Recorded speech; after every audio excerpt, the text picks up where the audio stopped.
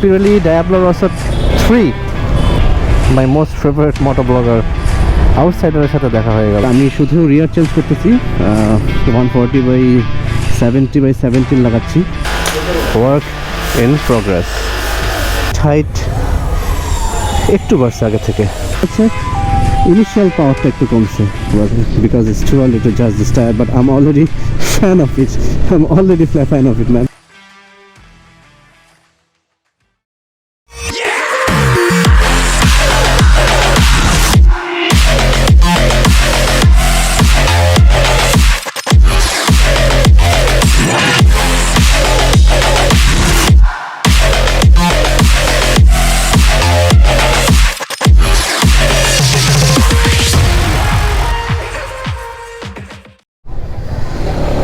What's up everyone, assalamu alaikum. I hope you guys are doing fine.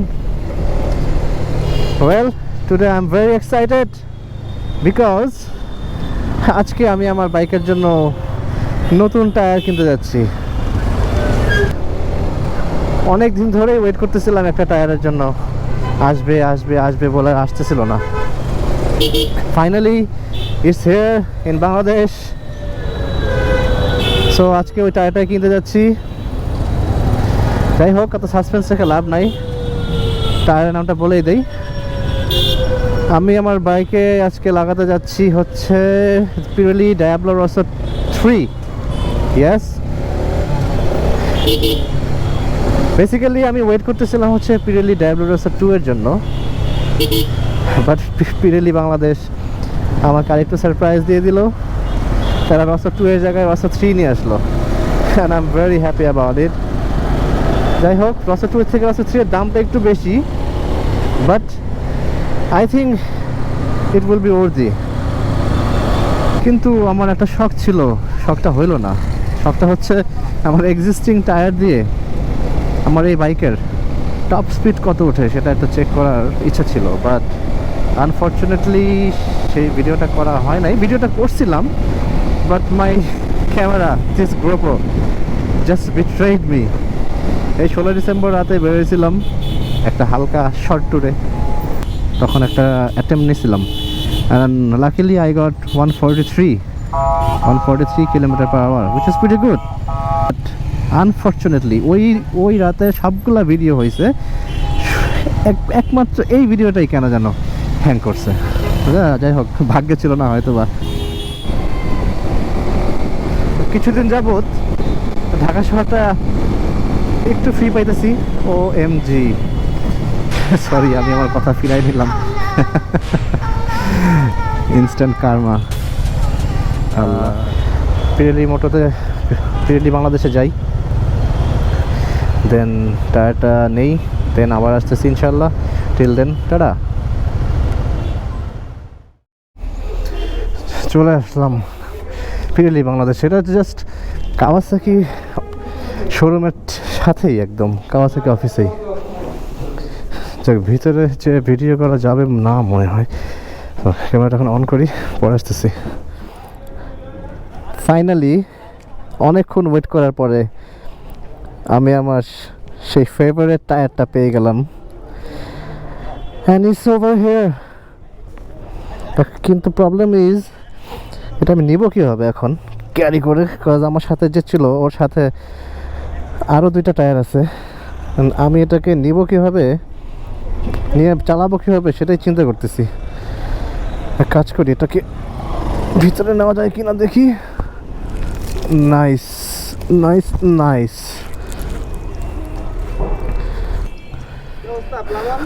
ওকে জয়, যাই, আল্লাহ হাফেজ। কিন্তু আমার তো অবস্থা খারাপ হয়ে যাবে রে, একবারে শোল্ডার ব্যথা করতেছে অলরেডি। তুই নিবি কেমনে? তুই যে হাসতেছস, তুই নিবি কেমনে? আল্লাহ, বাইক তো চালাইতে প্রবলেম হবে মনে হচ্ছে।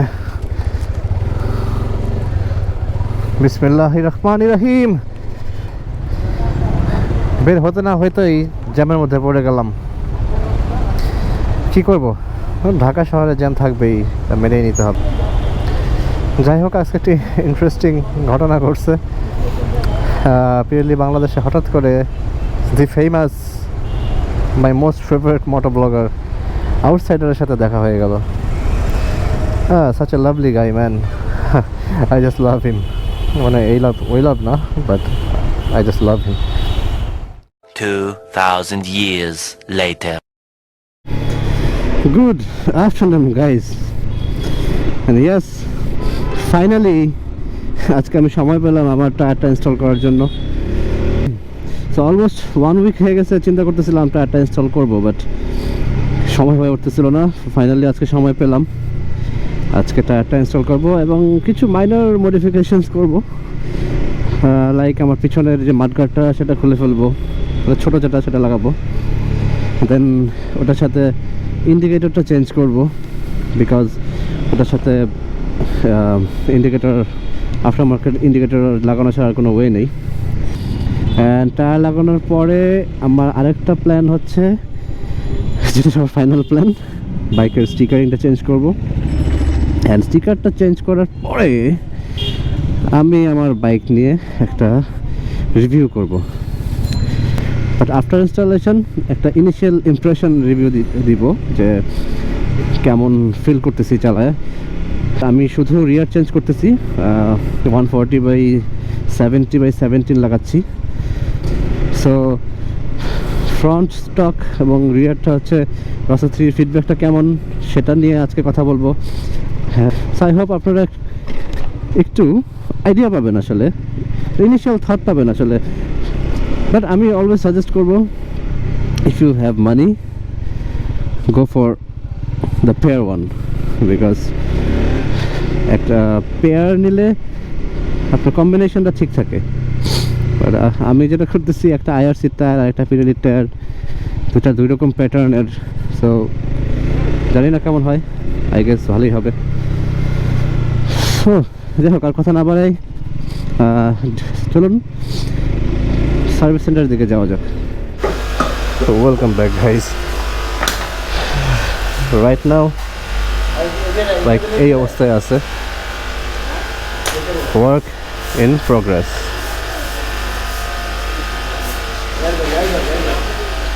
টায়ারটা তো অলরেডি সুন্দর লাগতেছে দেখতে। ওয়েল ওয়েল ওয়েল, ফাইনালি আমার বাইকের কাজ শেষ হলো। অ্যান্ড জাস্ট লুক এট ইট, দেখা যাচ্ছে? Nice. Yeah, this tire is so sexy, I must say. বাইকের লুকই চেঞ্জ করে দিচ্ছে। হ্যাঁ ইয়াস, এই জিনিসটা এক্সট্রা লাগাইছি। অ্যান্ড এটার যে মাডগার্ড ছিল, স্টক মাডগার্ডটা ওটা খুলে ফেলছি, খুলে এটা লাগাইছি। এই ইন্ডিকেটরটা লাগাইছি। দেন হচ্ছে আর একটা ক্লাচ লিভার, তারপর হচ্ছে ব্রেক লিভার, এগুলো চেঞ্জ করলাম। সো ওগুলো পরে বলি, আগে আপনাদেরকে একটা ইনিশিয়াল ইমপ্রেশন রিভিউ দিই। আগে বাইকটাতে বসে দেখি কেমন লাগে। বিসমিল্লাহির রহমানির রহিম। ওয়েল, ফার্স্টে যদি বলতে চাই, সিট হাইট একটু বাড়ছে আগে থেকে। এটা ওই দিনেও মনে হয়েছিল, আজকেও সেম জিনিসই মনে হচ্ছে। অ্যান্ড সিটিং পজিশন খুব বেশি একটা চেঞ্জ হয় নাই, অলমোস্ট সেম। বাট বাইকটা একটু স্লাইটলি উঁচু মনে হচ্ছে। যাই হোক, একটা টান দিয়ে আছে, দেখি। বিসমিল্লাহ। ওকে, রাইডিং এক্সপিরিয়েন্সটা কেমন মনে হচ্ছে? রাইডিং এক্সপিরিয়েন্স যদি বলি, ইনিশিয়াল পাওয়ারটা অ্যান্ড টর্কটা মনে হচ্ছে একটু কমছে, স্লাইটলি কমছে। মেবি এটা নিউ টায়ার বলে, আস্তে আস্তে ঠিক হয়ে যাবে ইনশাল্লাহ। অ্যান্ড এমনি কন্ট্রোলিংয়ে আমার খুব বেশি একটা চেঞ্জ মনে হচ্ছে না, বাট টায়ারটা একদমই নতুন। সো এটার একটা ব্রেকিং পিরিয়ড আছে, এই ব্রেকিং পিরিয়ডটা শেষ হওয়ার পরে যে অ্যাকচুয়াল পারফরমেন্সটা বুঝবো। So it's too early to জাজ দিস টায়ার ম্যান। বাট হ্যাঁ, রাইডিং এক্সপিরিয়েন্সে একটু চেঞ্জ আসছে, যেটা না বললেই না। সেটা হচ্ছে বাইক ওয়ান্টস টু নিম্বল ম্যান। আমার কাজিনেরটা যখন চালাইছিলাম তখন ইনিশিয়ালি একটু মনে হয়েছিল টায়ারটা এমন এমন করতেছে, একটু শেক করতেছে, বাট দিস টাইম না, আমারটার ক্ষেত্রে কেন যেন ওই ফিলিংসটা হচ্ছে না। জাস্ট একটু মনে হচ্ছে ইনিশিয়াল পাওয়ারটা একটু কমছে, নাথিং এলস। আর হ্যাঁ, 140 সেকশন, সো একটু বেটার কনফিডেন্স পাওয়া যাচ্ছে। আর টায়ারটা গ্রিপিং কেমন হবে, তারপর হচ্ছে ব্রেকিং কেমন হবে, সেটা নিয়ে আজকে বলবো না, সেটা নিয়ে ইনশাল্লাহ মেবি 1000 কিলোমিটার যদি হয় তখন একটা প্রপার রিভিউ দেওয়া যাবে। বাট এখন যদি বলে আমার বাইকের লুকটাই চেঞ্জ হয়ে গেছে এই টায়ারের জন্য, টু বি অনেস্ট। সো যারা চিন্তা করতেছেন CBR এর টায়ার চেঞ্জ করবেন, টায়ার মডিফিকেশন করবেন অ্যান্ড টায়ারের সাইজ ইনক্রিজ করবেন, তাদের জন্য আমি এই মুহূর্তে কোনো কনক্লুসিভ ডিসিশন দিতে পারছি না। বাট আমার মনে হয় এটা খারাপ হবে না, ভালোই হবে।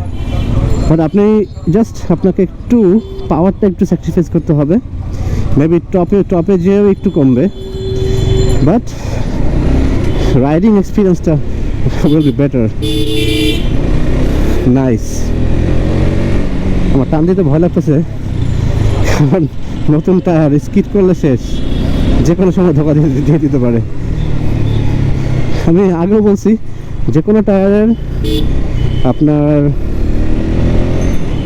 উপরে একটা আলাদা কোটিং থাকে, হ্যাঁ। সো ওই কোটিংটা আপনাকে আস্তে আস্তে ক্ষয় হতে দিতে হবে। ওই কোটিং ক্ষয় না হওয়া পর্যন্ত আপনি খুব বেশি রাফ রাইড না করাটাই উচিত, বিকজ টায়ার আপনাকে ধোকা দিয়ে দিতে পারে, বলা যায় না। সো আপনাকে মিনিমাম 100 থেকে 200 কিলো ব্রেকিং পিরিয়ডটা মেনটেন করা উচিত, একটু আস্তে ধীরে বাইক চালানো উচিত। বাট আমি ব্রেকিং পারফরমেন্সটা অলরেডি ফিল করতেছি যে ব্রেকিং পারফরমেন্সটা আগের থেকে আরও বেটার হয়েছে। নাইস ওরজি। সো চিন্তা করতেছি যে এখনই যেহেতু এরকম লাগতেছে, ইনশাআল্লাহ ব্রেকিং পিরিয়ডটা শেষ হইলে আরও জোশ লাগবে।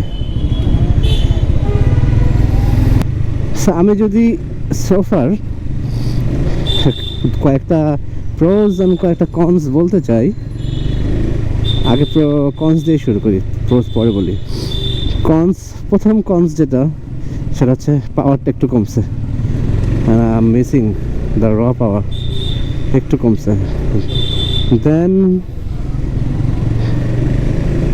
আদার কনস যদি বলতে চাই, আর কোনো কনস মাথায় আসতেছে না, একটাই, পাওয়ারটা একটু কমছে।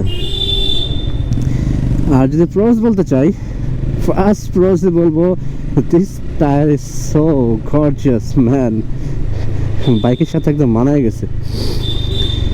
সেকেন্ড যদি বলি, সেকেন্ড হচ্ছে বাইকের ব্রেকিং পারফরমেন্সটা অনেকটা বেড়ে গেছে, অনেক।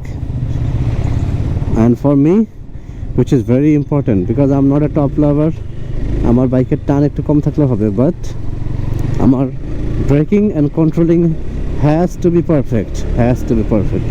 সো আমার মনের মতোই হচ্ছে এটা, সো ফার সো গুড।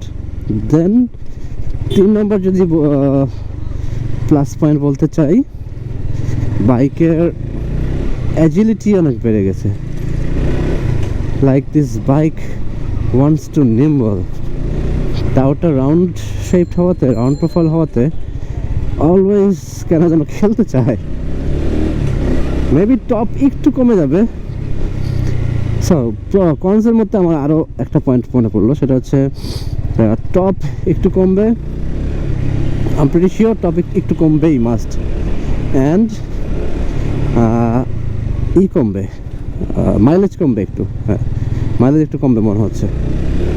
তারপরও মাইলেজ কীরকম ড্রপ করে বা ড্রপ করে কি করে না, আসলেই সেটা আমি আমার নেক্সট ব্লগগুলোতে শেয়ার করবো আপনাদের সাথে। This blog is about the initial impression about the Pirelli Diablo Rosso 3 and why did I choose Rosso 3 সেটা নিয়েও নেক্সট যখন আমি 1000 কিলো বা 1000 কিলো প্লাস একটা ভিডিও বানাবো, তখন সেটা আমি বলবো যে why Pirelli Diablo Rosso 3. তো যাই হোক, এই ব্লগটা জাস্ট আপনারা একটা ইনিশিয়াল থট নিয়ে রাখেন যারা চিন্তা করতেছেন যে তাদের টায়ার মডিফাই করবেন এবং টায়ার সাইজ ইনক্রিজ করবেন, তাদের জন্য আই হোপ একটু হলেও হেল্প হবে। অ্যাটলিস্ট দেখতে তো পারলেন বাইকে কেমন লাগতেছে, বাইকের লুকটা অ্যাটলিস্ট কেমন হয়েছে। অ্যান্ড পারফরমেন্সের ব্যাপারে আমি আরও কিছুদিন পর বলবো, because it's too early to জাজ this tyre, but I am already fan of it, man. It's nice.